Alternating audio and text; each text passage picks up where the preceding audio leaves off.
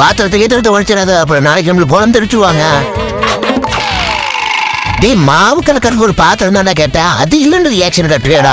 தேடுறாங்க தான்டா இருக்கும்.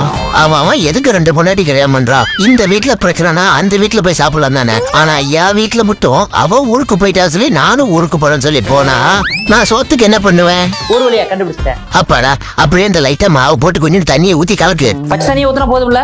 ஆமாண்டா, பச்சை தண்ணி தான் ஊத்திக்கிறாங்களா, கலக்கு. அதோட லைட்டா உப்பு சேர்த்து கலக்கு. உப்பா? ஐயோ ஆமாண்டா, குப்பா. இது உப்பா சக்கரையா கொஞ்சம் செக் பண்ணு.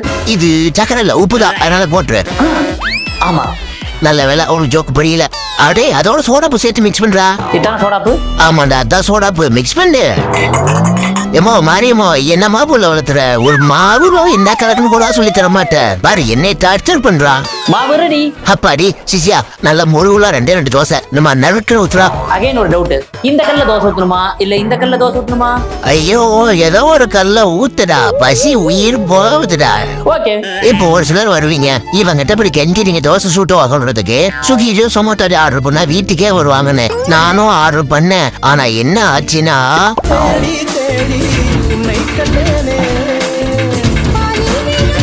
இப்படி இருந்தா நியாயமா? என்னடாங்க, ஒரு தோசைக்கு நான் என்னடா தோசை சொல்ற நீயே?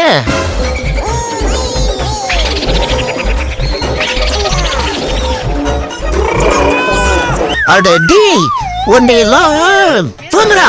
Pana katadi, agana kutadi, apana katadi, agana kutadi.